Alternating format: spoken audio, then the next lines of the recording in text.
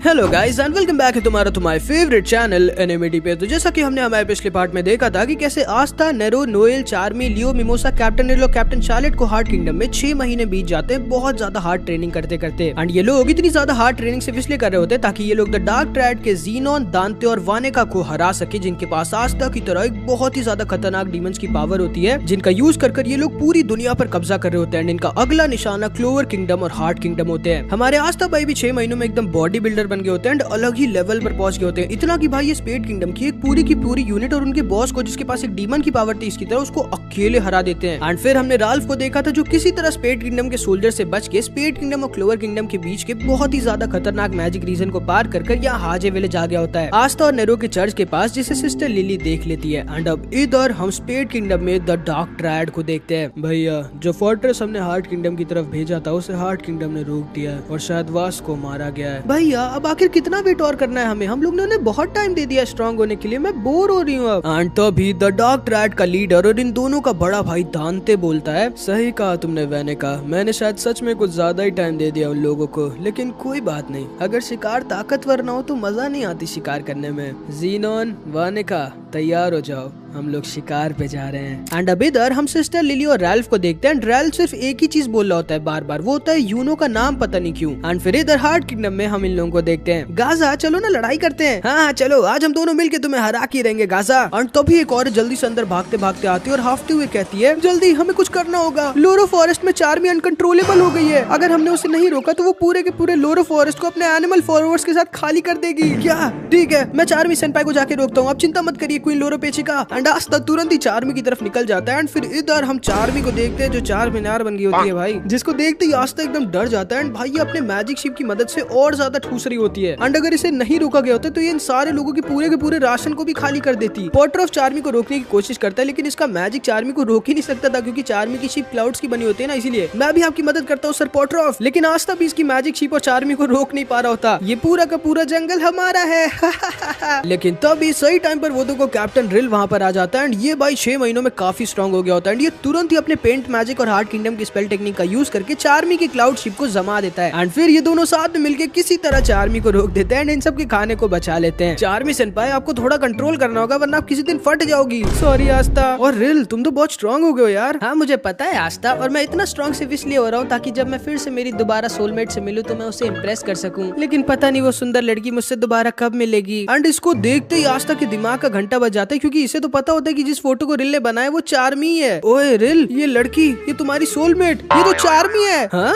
पागल हो गए हो क्या आस्था? कौन सा एंगल से ये लड़की तुम्हें चार्मी लग रही है? हाँ वही तो आस्था, मैं इस लड़की से ज्यादा सुंदर हूँ। लेकिन चार्मी सेनपाई। एंड फिर इधर हम इन लोगों को देखते हैं, गाजा सर आप तो रोज रोज और ज्यादा स्ट्रॉन्ग होते जा रहे हो। हाँ क्योंकि तुम लोगों को ट्रेनिंग देते देते मेरी भी रोज रोज ट्रेनिंग हो रही है, लेकिन इतना काफी नहीं होगा स्पेड किंगडम को रोकने के लिए, हमें और ज्यादा स्ट्रॉन्ग होना होगा, अब आ जाओ। एंड ये लोग भी भाई रोज रोज ऐसे बहुत भयानक ट्रेनिंग कर रहे होते ताकि ये लोग स्पेड किंगडम को रोक सके। एंड फिर इधर हम इन लोगों को देखते हैं। एंड लोरो पेचिका को भी अंदर ही अंदर बहुत डर लग रहा होता है, क्योंकि ये सारे के सारे क्लोवर किंगडम के लोग इसके दोस्त बन गए होते हैं। एंड ये नहीं चाहती कि ये किसी को भी स्पेड किंगडम के साथ के वॉर में खोए, इसीलिए तभी नोएल इससे कहती है, तुम चिंता मत करो लोरो पेचिका, हम लोग मिलकर स्पेड किंगडम को रोक के रहेंगे। हाँ तुमने सही कहा नोएल, हम लोगों को कुछ भी करके उन्हें रोकना ही होगा। अच्छा हाँ वैसे मैं एक चीज तुम लोग से पूछना चाहती थी, तुम तीनों में से आस्था की गर्लफ्रेंड कौन है? जिसको सुनते ही ये दोनों एकदम शर्मा जाती है एंड चुप हो जाती है। एंड फिर इधर हम यूनो को देखते हैं। एंड ये 6 महीनों में गोल्डन डॉन का वाइस कैप्टन बन गया होता है भाई। वाइस कैप्टन यूनो, हाजे विलेज से एक लेटर आया एंड सिस्टर लिली ने आपको अर्जेंटली बुलाया है, जिसको सुनते ही यूनो तुरंत ही हाजे विलेज अपने चर्च पहुंच जाता है। एंड सिस्टर लिली से डायरेक्ट राल्फ के पास लेके आ जाती है, क्योंकि जब से होश में आया तब से बस यूनो का ही नाम ले रहा है। एंड जैसे ही राल्फ यूनो को देखता है ना, ये एकदम शॉक्ड और खुश हो जाता है। इनका नाम राल्फ है यूनो, और ये स्पेड किंगडम से आए हैं। हाँ स्पेड किंगडम, फिर तो हमें इसे जेल में डाल देना चाहिए। नहीं मेरी बात सुनिए, स्पेड किंगडम ऐसा पहले नहीं था। हमारा किंगडम एक बहुत ही पीसफुल और खुशहाल किंगडम था, लेकिन फिर हमारी खुशियों को किसी की नजर लगी और द डार्क ट्रायड ने स्पेड किंगडम पर कब्जा कर लिया, और वही सारे किंगडम पर कब्जा करना चाहते हैं। सर यूनो, स्पेड किंगडम आपका दुश्मन नहीं है। एंड फिर राल्फ एक ऐसी चीज बोलता है जिसको सुनकर मेरी भी हवा निकल गई थी। सर यूनो, स्पेड किंगडम आपका दुश्मन नहीं बल्कि आपका घर है। स्पेड किंगडम आपका किंगडम है प्रिंस यूनो। जिसको सुनकर ये सारे लोग एकदम शॉक्ड रह जाते हैं। एंड असल में यूनो स्पेड किंगडम का प्रिंस होता है, मतलब स्पेड किंगडम का अगला राजा, एक सुपर रॉयल फैमिली का। एंड इसीलिए इसके पास इतनी ज्यादा मैजिकल पावर होती है। Prince Uno,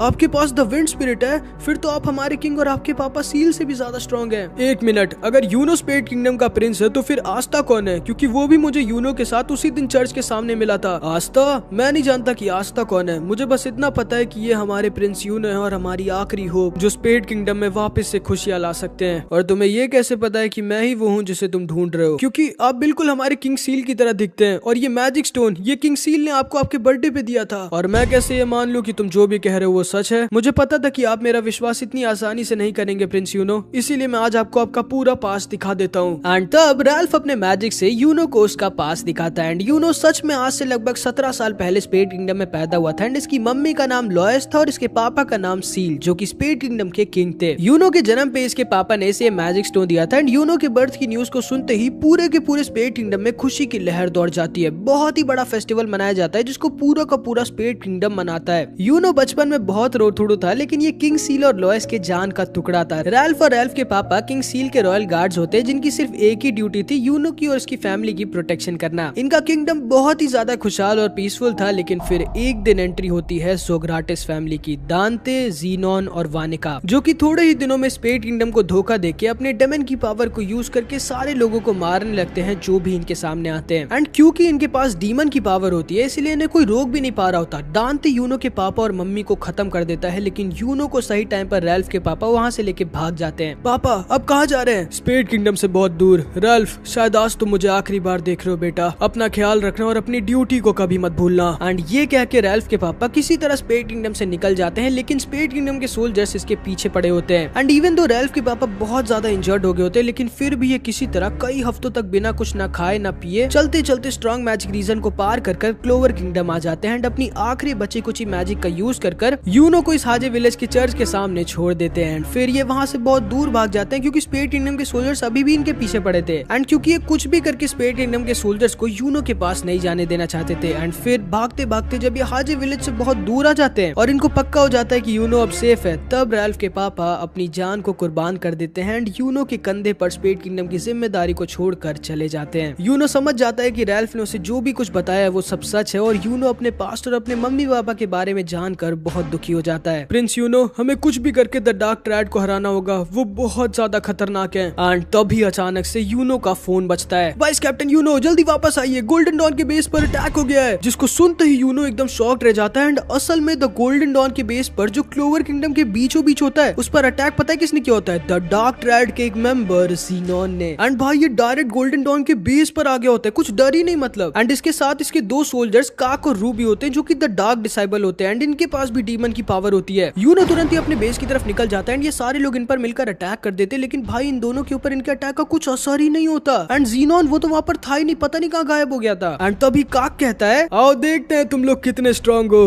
the golden don. And तभी रू और काक इन सारे लोगों के ऊपर अटैक कर देते हैं। एंड ज़ीनोन यहाँ पर कैप्टन विलियम्स के सामने आ जाता है। तो तुम हो विलियम वेंजेंस, गोल्डन डॉन के कैप्टन और एक arcane stage magic night. And Williams इसको देखते ही समझ जाता है कि ज़ीनोन कोई अकेले नहीं हरा सकता। रुक जाओ, दूर हो कैप्टन विलियम से। नहीं आल्केडोर, इससे मत लड़ो और बाकी सारे लोगों को भी लेके यहाँ से निकलो जल्दी। अब बहुत देर हो चुकी है वेंजेंस, तुम्हारे अलावा अब यहाँ कोई जिंदा नहीं बचने वाला। एंड तभी थोड़ी देर में यूनो यहाँ आ जाता है। जो चीज ये देखता है उसे देखते ही इसके पैरों तले जमीन खिसक जाती है। पूरा का पूरा गोल्डन डॉन बेस तबाह हो चुका था। एंड पूरी स्क्वाड हार चुकी थी, आधे से ज्यादा लोग मारे जा चुके थे। एंड इतनी सारी तबाही सिर्फ इन दो लोगों ने मचाई थी। ओ तुम तो काफी लेट हो गए। एंड तभी यूनो तुरंत ही गुस्से में अपने स्पिरिट डाई फॉर्म में ट्रांसफॉर्म हो जाता है एंड बोलता है, जो तुमने किया है उसके लिए तुम्हें मरना होगा। और कौन मारेगा मुझे? तुम। एंड तभी इन दोनों में लड़ाई स्टार्ट हो जाती है। एंड काक के ऊपर यूनो के स्पिरिट स्टॉर्म का कुछ असर ही नहीं होता। एंड असल में काक और रू अपने डेमन की सिर्फ 40% पावर को यूज कर सकते थे। एंड तब भी सोचो कितने ज्यादा स्ट्रॉन्ग थे, क्योंकि सोचो भाई इन लोग ने अकेले इतने सारे गोल्डन डॉन के मेंबर्स को खत्म कर दिया होता है। एंड इतना ही नहीं, ये यूनो के ऊपर तक भारी पड़ रहा होता है, लेकिन आखिरी में किसी तरह यूनो अपने स्पिरिट स्वॉर्ड का यूज कर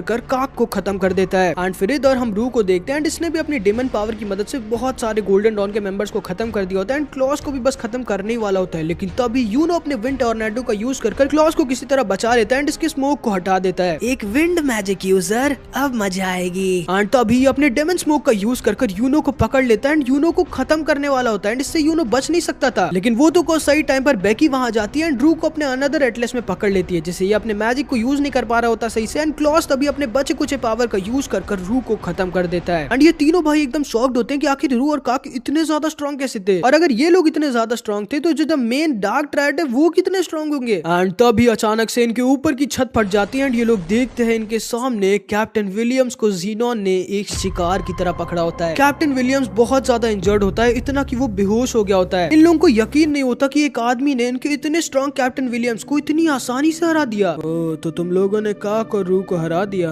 खैर ये लोग थे भी बहुत वीक। एंड तभी बेल कहती है जल्दी से स्पिरिट डाइव में ट्रांसफॉर्म हो जाओ, ये आदमी बहुत खतरनाक है। एंड तभी ज़ीनोन इन लोगों के ऊपर भी अपने बोन मैजिक से अटैक कर देता है, जो कि लगभग अनस्टॉपेबल होता है और बहुत ज्यादा फास्ट होता है। तो किसी तरह अपने स्पिरिट स्वॉर्ड का यूज कर ज़ीनोन के अटैक को रोक देता है, लेकिन ये दोनों उसके अटैक को नहीं रोक पाते हैं, बहुत ज्यादा इंजर्ड हो जाते हैं, इतना कि इन लोगों का बचना अब नामुमकिन था। बहुत ज्यादा गुस्सा आ जाता है, लेकिन अंदर ही अंदर इसे डर भी लग रहा होता है। ये फुल स्पीड में अपनी स्पिरिट स्वॉर्ड से ज़ीनोन के ऊपर अटैक कर देता है, लेकिन ज़ीनोन को छू तक नहीं पाता। एंड तभी ज़ीनोन इससे कहता है, तो ये है तुम्हारी फुल पावर, हाँ अब मैं तुम्हें अपनी थोड़ी सी पावर दिखाता हूँ। एंड तभी ज़ीनोन अपने डीमन को यूनो के सामने दिखाता है, जिसको देखते ही यूनो की मानो सांसें रुक जाती हैं। मैं मानता हूँ तुम स्ट्रॉन्ग हो, लेकिन मेरे सामने तुम कुछ भी नहीं। एंड तभी ज़ीनोन यूनो पर अपना पहला और फाइनल ब्लो लैंड कर देता है। थोड़ी ही देर बाद रैल्फ भी फुल स्पीड में गोल्डन डॉन के बेस पर आ जाता है, जो कि पूरा तबाह हो चुका था। हर तरफ बस सन्नाटा था, मानो रैल्फ किसी कब्रिस्तान में आ गया हो। रैल्फ को सिर्फ एक आवाज आ रही होती है, वो होती है बेल के रोने की। एंड ये भी धीरे धीरे गायब हो रही होती है, क्योंकि यूनो धीरे धीरे मर है। एंड रैल्फ अब कुछ भी नहीं कर सकता था, इसे कुछ समझ नहीं आ रहा था कि ये क्या करे। लेकिन तभी अचानक से ये पूरा का पूरा गोल्डन डॉन का बेस चमकने लगता है। एंड असल में कैप्टन विलियम्स इसीलिए इतनी आसानी से हार गए होते हैं, क्योंकि उन्होंने अपना पूरा ध्यान और मैजिक एनर्जी इस हीलिंग स्पेल को बनाने में लगा दी थी, जो कि थोड़ी देर बाद एक्टिवेट होगी, जिसका काम था जितने भी लोग वहाँ पर थे उन्हें पूरी तरह से हील करना। एंड असल में कैप्टन विलियम्स ने अपने आप को अपनी स्क्वाड के लिए सैक्रिफाइस कर दिया था। एंड कैप्टन विलियम्स की ये स्पेल जितने भी लोग वहाँ पर इंजर्ड थे उन सबको हील कर वापस से जिंदा कर देती है और उनकी जान बचा लेती है। बेल बहुत ज्यादा खुश हो जाती है यूनो को वापस से जिंदा देख के। क्लॉस, हेल्केडोर, बेकी और बहुत सारे लोग बच जाते हैं, लेकिन बहुत सारे लोग नहीं बच पाते, जैसे हामोन, शिविर और लगभग आधी से ज्यादा गोल्डन डॉन स्क्वाड, क्योंकि वो सारे लोग पहले ही खत्म हो चुके थे। एंड कैप्टन विलियम्स को ज़ीनोन अपने साथ किडनैप कर ले गया था। यूनो खुद पे बहुत ज्यादा नाराज हो जाता है, इससे खुद पर बहुत गुस्सा आ रही होती है कि ये इतना वीक है कि ज़ीनोन को छू तक नहीं पाया। एंड ये सब होने के आधे घंटे पहले इधर हम ब्लैक बुल्स के बेस पे देखते हैं। मैं वापस आ गया आप सबके लिए गिफ्ट लेके। कुछ पीने के लिए नहीं लाया तुम आस्था, वो सब वहाँ हार्ट किंगडम में नहीं मिलता वेनेसा सेनपाई। ओए आस्था, तुम वापस आ तो गए हो, लेकिन मेरी बहन मैरी से दूर रहना, वरना मैं तुम्हें मार डालूंगा। से याद आया, गॉर्डन सेनपाई अभी तक आया नहीं क्या? नहीं, वो अभी भी अपनी फैमिली के साथ ट्रेनिंग कर रहा है। और हेनरी सेनपाई वो बहुत ज्यादा थका हुआ रहता है, क्योंकि अब यहाँ पर ज्यादा लोग है नहीं, और चार्मी भी नहीं है कि हेनरी उसके मैजिक फूड से अपने मैजिक को भर सके। चार्मी से याद आया, आपको पता है चार्मी सेनपाई पूरे के पूरे जंगल को खाने वाली थी। क्या सच में? लेकिन तभी अचानक से हेनरी उठ जाता है और जोर से चिल्लाता है। एंड तब ये सारे लोग नोटिस करते हैं कि भाई इनका पूरा का पूरा ब्लैक बुल स्पेस हवा में होता है, एंड इनके सामने उड़ रहा होता है द डार्क ट्रायड का लीडर दांते। लगता है यामिसु के हीरो अभी है नहीं, कोई बात नहीं, तब तक मैं तुम लोगों के साथ खेल लेता हूँ थोड़ा द ब्लैक बुल्स। हेनरी और गॉज तुरंत ही इसके ऊपर अटैक कर देते हैं, लेकिन तभी दांते अपनी मैजिक स्पेल का यूज करता है, डेविल ग्रेविटी पुश। एंड अपनी स्पेल से ये गॉज की लेजर बीम हेनरी के अटैक और आसपास के पूरे एरिया को डिस्ट्रॉय कर देता है। एंड असल में इसके पास बहुत ही ज्यादा खतरनाक ग्रेविटी मैजिक होता है। अरे तुम लोगों के ऊपर मेरी स्पेल का कोई असर नहीं हुआ? अच्छा, उस डेस्टिनी कैट की वजह से। तो यामिसु के हीरो के अलावा एक और आर्केन स्टेज मैजिक नाइट है यहाँ ब्लैक बुल्स में। एंड असल में अभी अगर वेनेसा की डेस्टिनी कैट या ना होती तो ये सारे के सारे लोग मारे गए होते। दांते ने अपने डेविल ग्रेविटी पुश अटैक से इन सबको रोटी की तरह जमीन पर चिपटा दिया होता भाई। एंड तभी आस्था इसके ऊपर अटैक कर देता है, एंड दांते इसके अटैक को भी अपने डेविल ग्रेविटी अटैक से रोकने की कोशिश करता है, लेकिन रोक नहीं पाता। एंड ये समझ जाता है कि आस्था के पास एंटी मैजिक की पावर है, जो कि शायद एक लौती ऐसी पावर है जो दांते के खिलाफ थोड़ा सा चांस रखती है। एंड फिर दांते ने अपने अगले अटैक से आस्था को खत्म कर दिया होता अगर फिर से वेनेसा की डेस्टिनी कैट ने डेस्टिनी चेंज करके आस्था को बचाया ना होता। ये मैजिक मुझे काफी पसंद आया। एंड तभी दांते आस्था को डॉज कर डायरेक्ट ब्लैक बुल स्क्वाड के अंदर घुस जाता है, एंड आस्था को अपने ग्रेविटी मैजिक से जमीन पर पटक देता है। तो तुम हो जिसके पास ये डेस्टिनी कैट मैजिक है, हाँ? ना तो सिर्फ तुम्हारा मैजिक बहुत कमाल है, बल्कि तुम भी बहुत कमाल हो। एंड वेनेसा इससे बहुत ज्यादा डर जाती है, लेकिन तभी आस्था अपने डेमन फॉर्म में आ जाता है एंड दांते के ऊपर अटैक करने लगता है। अरे तो तुम्हारे पास भी डीमन की पावर है, हाँ? अच्छा है, अब मजा आएगी। आस्था दांते के ऊपर अपने super fast black meteoroid attack से अटैक कर रहा होता है, लेकिन दांते आस्था को बच्चों की तरह डॉज कर रहा होता है भाई। आस्था को यकीन नहीं हो रहा होता कि दांते इतना ज्यादा फास्ट कैसे है। एंड असल में ना दांते अपने ग्रेविटी मैजिक को यूज कर कुछ ज्यादा ही फास्ट होता है, विजर्ड किंग से भी ज्यादा फास्ट। लेकिन तभी गॉच अपने मैजिक आई का यूज कर आस्था के ढेर सारे क्लोन्स बना देता है एंड ये सारे के सारे क्लोन्स दांते के ऊपर अटैक कर देते हैं, जिसे दांते डॉज नहीं कर सकता था। एंड इसीलिए तभी दांते अपनी 50% सिर्फ डेमन की पावर को यूज करता है एंड इतने सारे आस्था के अटैक्स को पूरे के पूरे स्पेस को ही वॉर्प कर डॉज कर देता है। एंड स्पेस वॉर्प करना मतलब देखो, जिसकी साइंस काफी अच्छी होगी वो समझ जाएगा कि आइंस्टाइन की थ्योरी के मुताबिक ग्रेविटी को मैनिपुलेट करके हम लोग स्पेस और टाइम को भी चेंज कर सकते हैं, क्योंकि ये तीनों ना आपस में कनेक्टेड। क्या कर रहा हूँ मैं साइंस का टीचर थोड़ी हूँ। तो देखो बस इतना समझ लो तुम लोग कि दांते ने ना एक बहुत ही ज्यादा खतरनाक और ओवर पावर टेक्निक का यूज किया होता है इतने सारे आस्था के अटैक्स को डॉज करने के लिए। आस्था को भी तुम लोगों की तरह समझ नहीं आया होता कि दांते ने ऐसा किया कैसे, लेकिन तो अभी अगले ही पल आस्था नोटिस करता है कि ये जमीन पर होता है एंड हिल ही नहीं पा रहा होता दांते की डेमन ग्रेविटी प्रेशर की वजह से। एंड तभी दांते इससे कहता है, बाहर आओ डीमन, मुझे तुमसे बात करनी है, इस लड़के से नहीं, दूर हटो मुझसे। लगता है तुम्हारे अंदर का डीमन बहुत डरपोक और वीक है बच्चे, इसीलिए वो डर के मारे बाहर ही नहीं आ रहा। तो क्यों ना तुम भी हमसे हाथ मिला लो, आखिर में तुम्हारे पास भी हमारी तरह एक डीमन की पावर है। लेकिन तभी आस्था बोलता है, नहीं, मैं तुम लोगों की तरह एक डीमन नहीं बल्कि एक इंसान हूँ, वो इंसान जो तुम सारे डीमंस को रोकेगा। ऐसा है क्या? एंड तभी दांते ने अपने इस अटैक से आस्था को फिर से खत्म कर दिया होता अगर फिर से वेनेसा की डेस्टिनी कैट ने आस्था को बचाया ना होता। अब तुम मुझे गुस्सा दिला रही हो मेरी जान। एंड तभी दांते अपनी 60% डेविल पावर का यूज करता है एंड वेनेसा की डेस्टिनी कैट को गायब कर देता है। वेनेसा एकदम डर जाती है एंड समझ जाती है कि ये सारे मिलके भी दांते को नहीं हरा सकते। एंड क्योंकि वेनेसा की डेस्टिनी कैट भी अब जा चुकी थी, इसीलिए दांते अपने अगले अटैक से आसानी से ब्लैक बुल्स के पूरे बेस को तबाह कर देता है। एंड फिर अपने मैजिक से दांते इन तीनों को पकड़ लेता है। एंड असल में दांते अपने डेमन ग्रेविटी मैजिक की मदद से ग्रेविटी को इस तरह मैनिपुलेट कर सकता है कि वो अपने आसपास की चीजों को जैसे चाहे वैसे कंट्रोल कर सकता है, बिल्कुल साइकिक पावर्स की तरह। दांते एक बड़ी सी चट्टान को तोड़ मरोड़ कर एक बड़ी सी स्वॉर्ड बना देता है एंड आस्था से कहता है, अब ध्यान से लाचार होके देखो अपने टीममेट्स को अपने सामने मरते हुए। नहीं, रुक जाओ, तुम मुझे रोक सकते हो अगर तुम अपने अंदर के डीमन को बाहर आने दो तो। नहीं, रुको। नहीं, फिर ठीक है। नहीं, रुको। एंड तभी दांते अपने मैजिक से स्वॉर्ड को गॉच के सीधे बीचों बीच घुसेड़ देता है, जिसको देखते ही आस्था पगला जाता है, जिसके अंदर का डीमन बाहर आ जाता है, दांते के ऊपर अपनी स्वॉर्ड से अटैक कर देता है।